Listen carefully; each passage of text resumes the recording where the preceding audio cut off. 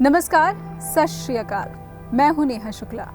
सुमेध सिंह सैनी एक ऐसा नाम है जिनके बारे में कहा जाता है कि उन्होंने उत्तर भारत में काफी हद तक पुलिसिया प्रभाव का वर्चस्व कायम किया। कहते हैं कि सुमेध सिंह सैनी का प्रभाव इतना ज्यादा था कि इसका असर कुछ हद तक अदालतों पर भी था। फिर ऐसा क्या हुआ कि पूर्व पंजाब डीजीपी सुमेध सिंह सैनी खुद कानून के शिकंजे में आ गए? दरअसल ये कहानी शुरू होती है 29 साल पहले सन 1991 से। साल 1991 में सुमेध सिंह सैनी चंडीगढ़ में एसएसपी पद पर कार्यरत थे। उस दौरान उन पर एक आतंकी हमला हुआ। इस आतंकी हमले में 3 पुलिसकर्मी शहीद हो गए थे, जबकि वो खुद गंभीर रूप से घायल हो गए थे। 1982 बैच के पुलिस अधिकारी सैनी पर आरोप है कि उन्होंने इस आतंकी हमले के बाद उस वक्त Chandigarh industrial and tourism corporation के जूनियर इंजीनियर के पद पर काम करने वाले बलवंत सिंह मुल्तानी को उनके घर, जो कि मोहाली में था, वहां से उठा लिया और उसके बाद से मुल्तानी का कोई पता नहीं चल सका। पुलिस चार्जशीट के अनुसार सुमेध सैनी को इस बात का यकीन था कि उन पर हमला करने वाले आतंकी देविंदर सिंह भुल्लर के ठिकाने के बारे में 29 साल के बलवंत सिंह मुल्तानी को पता था। बलवंत सिंह मुल्तानी के परिवार का आरोप है कि सुमेध सिंह सैनी ने उन्हें खूब टॉर्चर किया था, जबकि पुलिस का कहना था कि मुल्तानी गुरदासपुर के पास पुलिस की हिरासत से फरार हो गया था। इस साल मई में जब बलवंत सिंह मुल्तानी के भाई बलविंदर सिंह मुल्तानी ने ताज़ा अर्जी दे दी तो एक बार फिर से मुल्तानी का ठंडा पड़ा मामला जिन्न की तरह बोतल से बाहर आ गया। पंजाब पुलिस ने सैनी समेत 7 पुलिसकर्मियों के खिलाफ बलवंत सिंह मुल्तानी के अपहरण और अन्य संगीन धाराओं के तहत मामला दर्ज किया।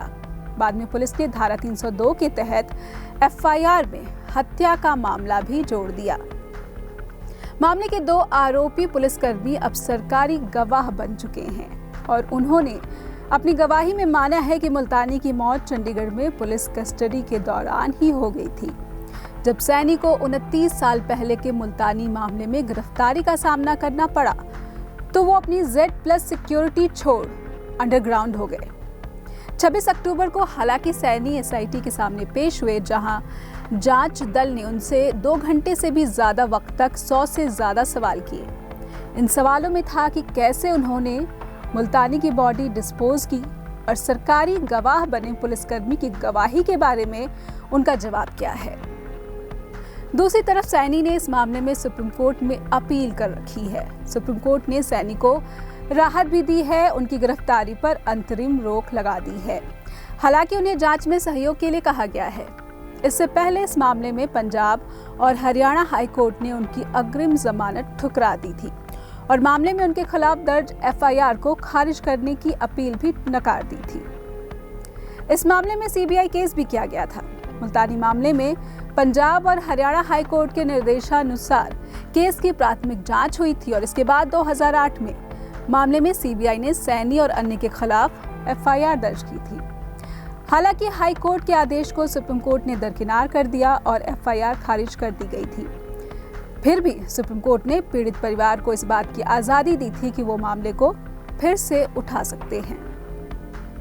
सैनी पर 1994 में लुधियाना के 3 लोगों के अपहरण का भी आरोप है। ये मामला भी दिल्ली की सीबीआई अदालत में चल रहा है। सैनी 2007 में जब पंजाब विजिलेंस चीफ थे तब लुधियाना सिटी सेंटर स्कैम में वर्तमान सीएम कैप्टन अमरिंदर के खिलाफ भ्रष्टाचार का मामला दर्ज किया गया था। हालांकि पिछले साल कैप्टन इस मामले में बरी किए जा चुके हैं। 54 साल की उम्र में देश के सबसे युवा डीजीपी बनने वाले सुमेध सैनी के आलोचक कहते हैं कि उन्हें सत्तासीन लोगों का संरक्षण हासिल था।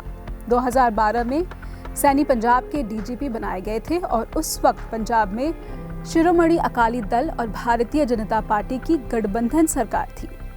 हालांकि 2015 में सैनी को पद छोड़ना पड़ा था क्योंकि बरगाड़ी में पवित्र गुरु ग्रंथ साहिब की बेअदबी मामले में बैबल कला में प्रदर्शनकारियों पर पुलिस की फायरिंग की गई थी और इसमें 2 प्रदर्शनकारियों की मौत हो गई थी।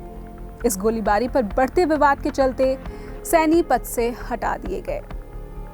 सैनी ने पंजाब में खालिस्तानी विद्रोह को खत्म करने में अहम भूमिका निभाई थी। उनके बारे में कहते हैं कि पंजाब में उग्रवाद को खत्म करने वाले पूर्व डीजीपी केपीएस गिल की तरफ से भी उन्हें पूरी छूट मिली हुई थी। पंजाब में उग्रवाद के खात्मे के दौरान सैनी पर मानवाधिकारों के उल्लंघन के आरोप भी लगाए गए। सैनी साल 2007 से 2012 के दौरान जब पंजाब विजिलेंस ब्यूरो के चीफ थे, तब उन्होंने एंटी करप्शन ड्राइव्स चलाए थे। सुमेध सैनी को राष्ट्रपति द्वारा गैलेंट्री पुलिस मेडल और पराक्रम मेडल का सम्मान भी मिल चुका है। अपनी सर्विस के 36 साल बाद सैनी 2018 में रिटायर्ड हो चुके हैं। 36 सालों में सैनी ने बटाला, बठिंडा, लुधियाना, फिरोजपुर, रूपनगर और चंडीगढ़ में एसएसपी पद पर काम किया। इस दौरान उन पर न्यायिक प्रणाली से बाहर जाकर काम करने के आरोप लगे। तो ये थी सुमेध सिंह सैनी विवाद की पूरी जानकारी। उम्मीद करते हैं कि आपको इन जानकारियों से मामले को समझने में मदद मिली होगी। फिर भी किसी भी तरह की शंका बाकी है तो आप अपने सवाल हमसे कमेंट बॉक्स में पूछ सकते हैं। आपके सवालों का इंतजार रहेगा। नमस्कार।